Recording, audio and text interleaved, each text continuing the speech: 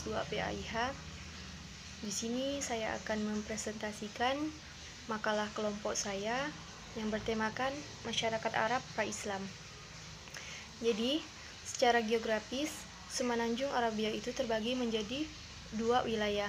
Yang pertama itu di bagian tengah dan yang kedua itu di bagian pinggiran.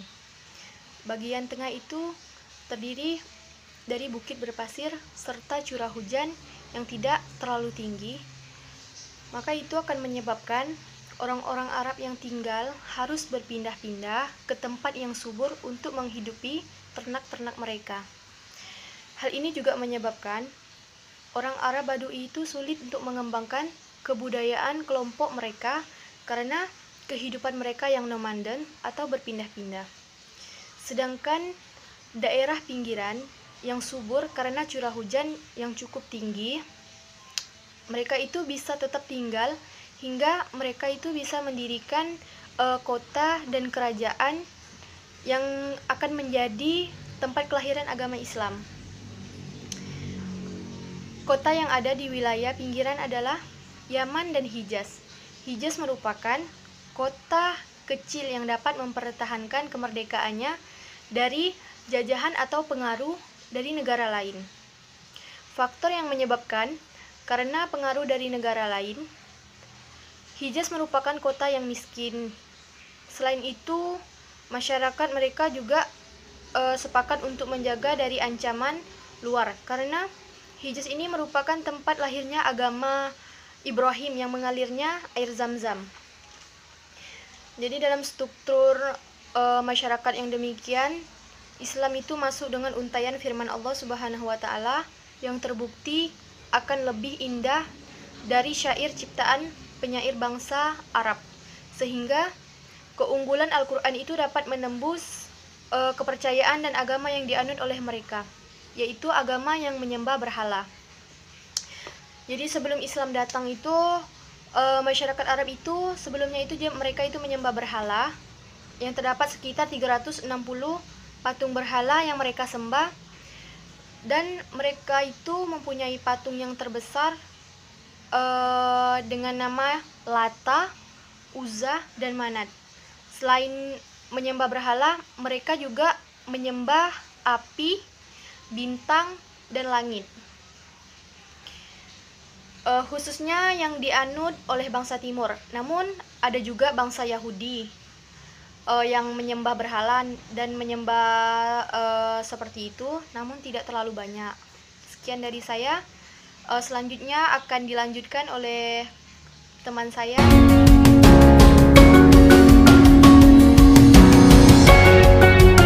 Assalamualaikum warahmatullahi wabarakatuh. Perkenalkan, nama saya Muhammad Taufik Pratama. Saya dari kelompok 2. Di sini saya ingin menjelaskan tentang masyarakat Arab pra-Islam. Masyarakat Arab pra-Islam atau Jazirah Arab dalam bahasa Indonesianya itu diartikan Semenanjung Arabia, sebuah kawasan di mana Islam dilahirkan. Secara geografis, seseorang bernama Syalabi membagi Jazirah Arab ke dalam dua wilayah, yaitu bagian tengah dan bagian pinggiran. Di bagian tengah ini terdiri dari gurun, bukit pasir, serta beberapa pegunungan yang terlalu tinggi. Dan curah hujannya tuh tergolong rendah, yang mengakibatkan penduduknya hidup berpindah-pindah, nomaden, dari satu tempat ke tempat lainnya mengikuti turunnya hujan tersebut. Dan mereka mencari tanah yang subur guna menghidupi ternaknya. Dengan tipologi seperti ini, orang Arab merupakan suatu kelompok yang susah untuk mengembangkan kebudayaannya, kecuali bagian yang pinggiran. Karena penduduk di sana itu tidak nomaden, mereka itu menetap di satu tempat, sehingga mereka bisa mengembangkan kebudayaan jauh lebih memungkinkan dibandingkan dengan masyarakat yang nomaden tadi. Misalnya, mereka dapat mendirikan kota dan kerajaan. Kerajaan yang besar itu diantaranya adalah Yaman dan Hijaz. Di wilayah Hijaz inilah Islam dilahirkan. Hijaz sebagai tempat kelahiran Islam berbeda dengan negara lainnya yang di Semenanjung Arabia.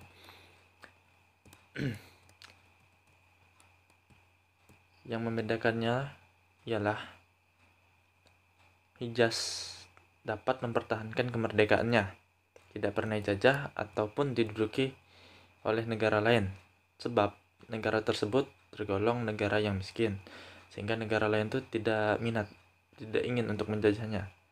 Faktor lainnya adalah adanya Nabi Ibrahim. Masyarakat Arab sepakat untuk memelihara dan menjaganya dari ancaman luar. Keadaan yang demikian ini sangat mendukung terhadap berkembangnya kebudayaan di kawasan Hijaz. Hijaz dilihat dari sejarahnya merupakan pusat lahirnya, misalnya agama Nabi Ibrahim. Nabi Ibrahimlah yang membangun Ka'bah di sekitar sumur Zam-Zam pemberian Allah Subhanahu wa taala. Dengan hadirnya Zam-Zam ini dan Ka'bah menjadikan tempat itu pusat interaksi dan kebudayaan bangsa Arab, di mana seluruh bangsa Arab bertemu. Selain melakukan ibadah, mereka mengadakan apresiasi seni. Di antaranya tuh seni penyair.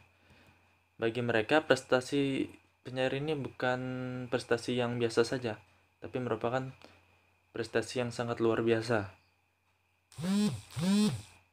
Dalam struktur masyarakat yang inilah yang menjadikan Islam masuk dengan cepat. Islam masuk dengan untaian firman Allah Subhanahu wa taala yang terbukti syair yang digunakan dalam Al-Quran itu lebih indah dari penyair bangsa Arab. Itulah keunggulan Al-Quran yang menembus kepercayaan dan agama yang dianut oleh mereka yang kebanyakan itu menyembah berhala.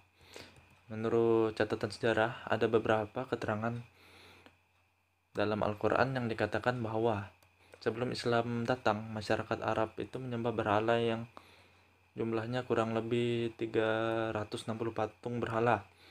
Di antaranya itu selain menyembah patung-patung berhala itu mereka juga menyembah api, binatang, dan juga langit. Kebanyakan tuh yang menganut tersebut tuh masyarakat Arab Timur. Penganut agama Yahudi juga ada, tetapi tidak banyak sebab agama Yahudi adalah khusus untuk ras Yahudi. Dan ras lain menjadi masyarakat kelas 2 bila masuk agama Yahudi. Karena kehadiran Islam di tengah-tengah masyarakat ini, peluangnya sangat besar. Disebabkan Islam itu tidak menggolong-golongkan, tidak membeda-bedakan ras. Perbedaan seorang hamba hanya ditentukan oleh ketakwaannya kepada Allah Subhanahu wa taala. Zaman sebelum lahirnya Islam di Arab disebut meta jahiliyah. Penamaan itu menunjukkan garis batas yang menjadi batas antara zaman lama dan zaman baru. Penduduk tanah bangsa Arab dari segi kebangsaan terdiri dari bangsa Arab, bangsa Yahudi, dan bangsa Persia. Kemudian dari segi kepercayaan yang umumnya menyembah berhala. Selain sebagian kecil dari mereka juga memeluk agama Majusi, Yahudi, dan Nasrani. Sebelum Islam diperkenalkan oleh Nabi Muhammad SAW sebagai pondasi peradaban baru, bangsa Arab dan bangsa yang lainnya sekitar telah memiliki peradaban. Ada beberapa aspek peradaban Arab pra-Islam, di antaranya tuh agama, politik, ekonomi, adat, dan seni budaya. Sekiranya itu yang dapat saya sampaikan, kurang lebihnya mohon dimaafkan. Wassalamualaikum warahmatullahi wabarakatuh.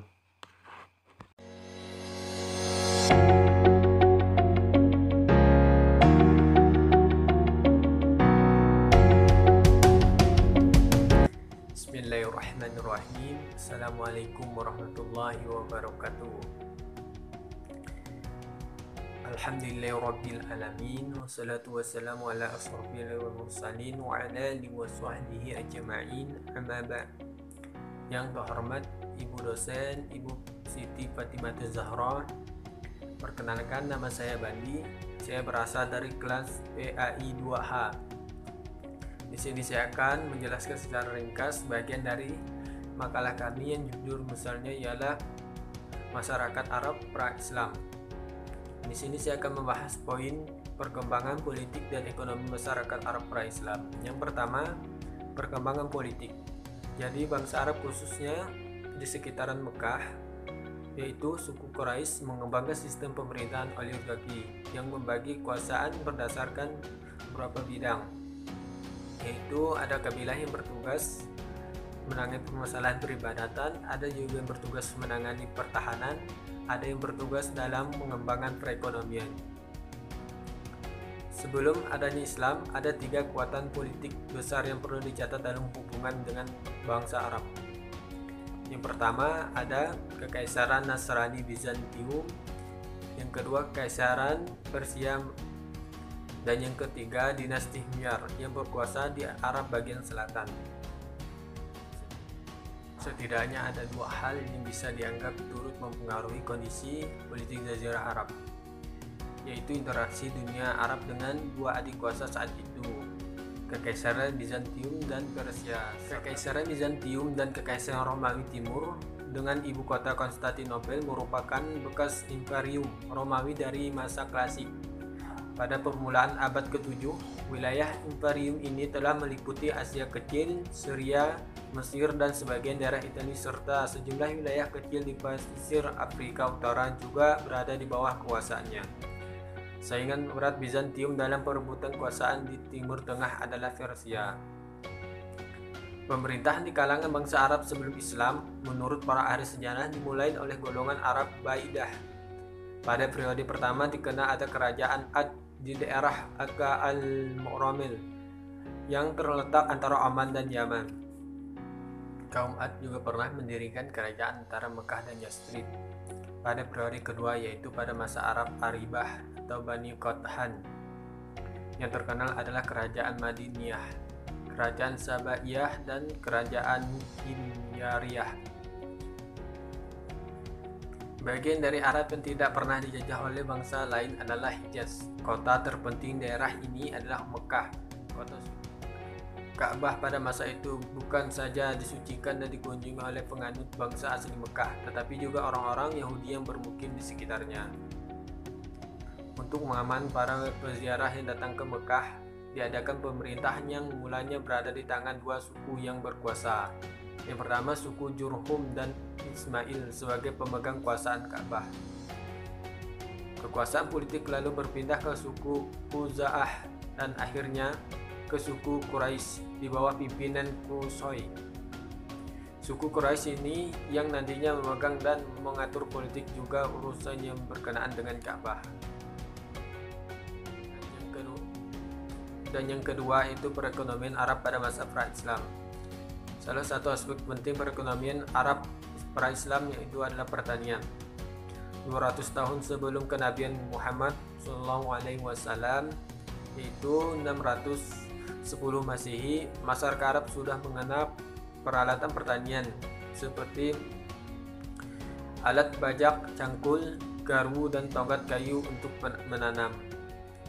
Penggunaan hewan ternak seperti unta, keledai, dan sapi jantan sebagai penarik bajak dan garu serta pembawaan tempat air juga sudah dikenal. Demikian pula sistem irigasi. Mereka telah mempraktikkannya pada saat itu. Untuk menyuburkan tanah, masyarakat Arab pra-Islam telah menggunakan apa yang sekarang disebut pupuk alami, seperti pupuk kandang, kotoran manusia, dan binatang tanah tertentu, misalnya cacing dan rayap. Pada saat itu pula, ada 3 sistem yang dipakai oleh para pemilik ladang atau sawah dalam mengelola pertanian mereka. Yang pertama ialah sewa-menyewa dengan emas atau logam mulia dan gandum atau produk pertanian lain sebagai alat pembayarannya. Yang kedua ialah sistem bagi hasil produk, misalnya separuh untuk pemilik dan separuh lagi untuk penggarap, dengan bibit dan ongkos penggarapan dari pemilik. Ketiga ialah sistem pandego, yakni seluruh modalan datang dari pemilik, sementara pengairan, pemupukan, dan perawatan dikerjakan penggarap.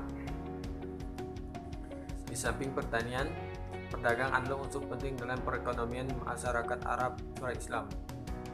Mereka telah lama mengenal perdagangan bukan saja dengan bersama Arab, tapi juga dengan non-Arab. Kemajuan perdagangan bangsa Arab pra-Islam dimungkinkan antara lain pertanian yang telah maju. Kemajuan tersebut ditandai dengan adanya kegiatan ekspor dan impor yang mereka lakukan. Komoditas ekspor Arab Selatan dan Yaman adalah yupa, kemudian kayu dan garu, minyak wangi, kulit binatang, buah kismis, anggur, dan barang lainnya. Adapun komoditas yang mereka impor dari Afrika dan Timur antara lain adalah kayu untuk bahan bangunan, bulu burung unta, lantangan logam mulia, dan badak. Dari Asia Selatan dan Cina berupa gading, batu mulia, sutra, pakaian pedagang, dan rempah-rempah. Serta di negara lain di Teluk Persia mereka mengimpor intan.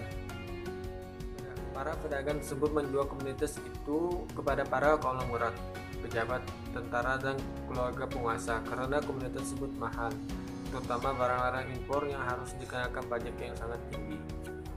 Dari uraian tersebut dapat disimpulkan bahwa tradisi pertanian dan perdagangan di Arab sebenarnya sudah ada jauh sebelum Islam. Walaupun demikian, harus diakui bahwa tradisi pertanian dan perdagangan yang ada tidak memiliki ruh atau semangat kemanusiaan seperti keadilan dan persamaan. Hal tersebut dapat dilihat dari berbagai pendagu yang dikuasai oleh elit-elit pemodal. Sebagai contoh, para pedagang menimpa modal para konglomerat. Akan tetapi harus membayar hutang tersebut dengan bayaran yang jauh lebih tinggi. Hal ini menyebabkan sebagian antara mereka pedagang mengalami kebangkrutan, sehingga mereka banyak melarikan diri ke gunung-gunung. Mungkin sekian penjelasan dari saya. Penjelasan singkat ini semoga bermanfaat. Atas perhatiannya saya ucapkan terima kasih. Assalamualaikum warahmatullahi wabarakatuh.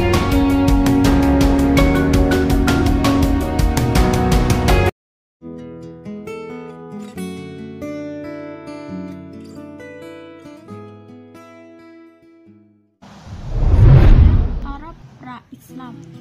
Mekah merupakan salah satu tempat paling kompleks dan paling heterogen di Arabia. Masyarakat ini telah berkembang dalam batas-batas klan dan suku yang mengenal perbedaan sistem kasta bagi masyarakat mereka. Pada masa itu, para bangsawan di kalangan mereka sangat dihormati dan diprioritaskan, sehingga mereka mau untuk memberikan nyawa agar dapat menjaga para bangsawan.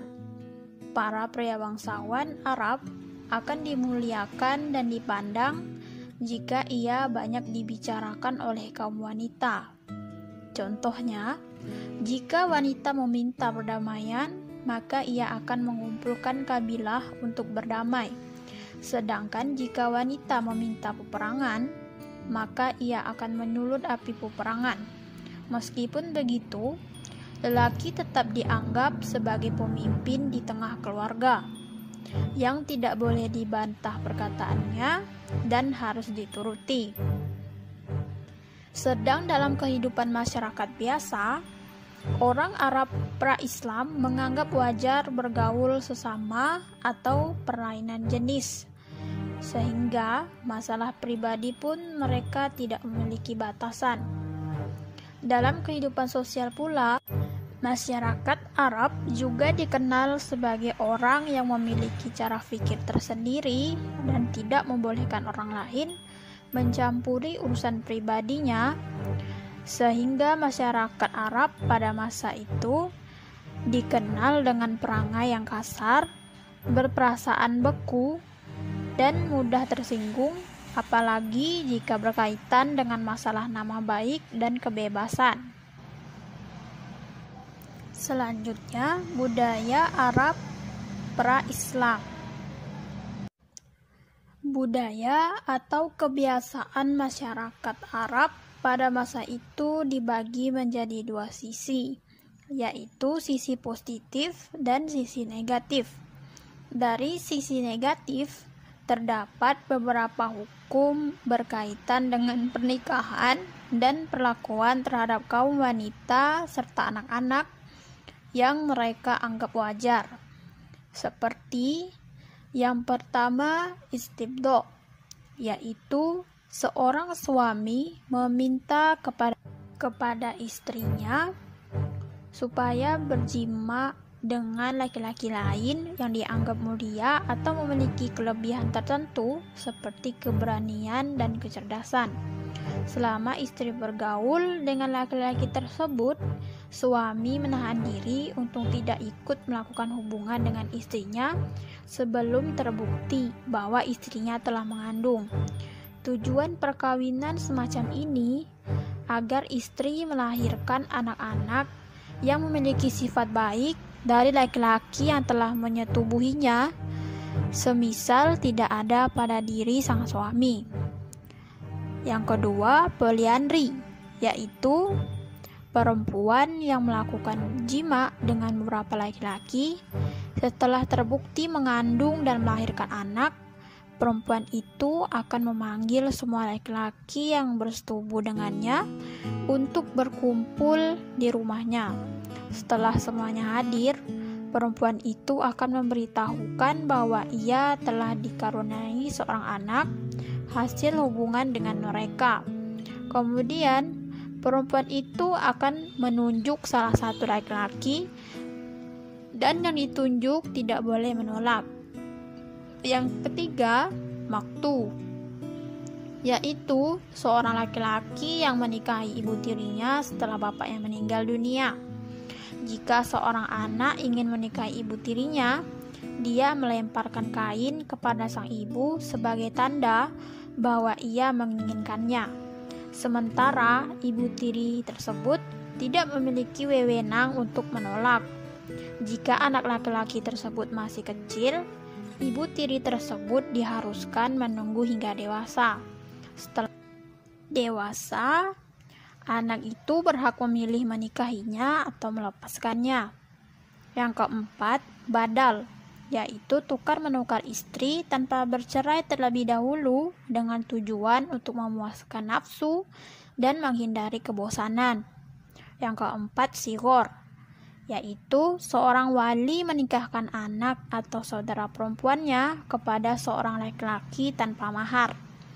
Selain itu, ada lagi perkawinan lain yang terjadi pada masyarakat Arab sebelum datangnya Islam, yaitu mut'ah, sebuah praktik perkawinan yang dilakukan oleh bangsa Arab sebelum Islam, di mana pernikahan ini juga disebut sebagai sebuah perkawinan kontrak yang memiliki aturan-aturan dan syarat-syarat yang diajukan pihak laki-laki kepada perempuan yang dikehendakinya hingga waktu yang ditentukan untuk melanjutkan pernikahan atau melepaskan perempuan yang dikehendakinya.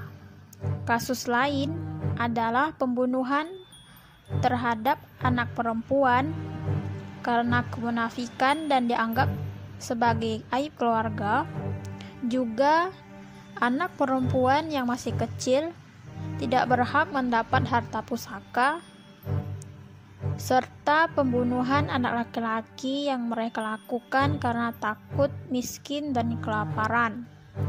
Dari segi positif, di dalam kehidupan masyarakat Arab yang memiliki budaya, kesenian syair merupakan salah satu ciri khas yang menggambarkan kehidupan, budi pekerti dan adat istiadat bangsa Arab, terkhususnya budaya Arab pra-Islam. Sebagai suatu seni yang paling indah, syair amat dihargai dan dimuliakan oleh bangsa Arab, sehingga seorang penyair mempunyai kedudukan yang tinggi dalam masyarakat. Karena lewat para penyair, mereka beranggapan mampu untuk membela dan mempertahankan kabilah-kabilahnya dengan kehebatan bersyair yang melebihi kehebatan seorang pahlawan yang membela kabilahnya dengan pedang dan tombak. Syair dalam budaya bangsa Arab pada masa itu juga dianggap sebagai peningkatan derajat yang tadinya hina dina menjadi terhormat, dan juga dapat melakukan sebaliknya, sehingga sangat berpengaruh dalam kehidupan individu maupun kabilah mereka.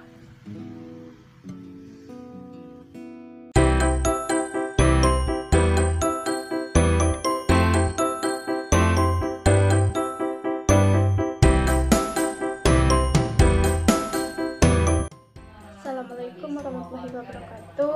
Perkenalkan, nama saya Nita, saya dari kelas PIH semester 2 dan dari kelompok 2. Di sini saya akan melanjutkan penjelasan dari teman-teman saya sebelumnya dengan judul Agama dan Kepercayaan Bangsa Arab pra-Islam.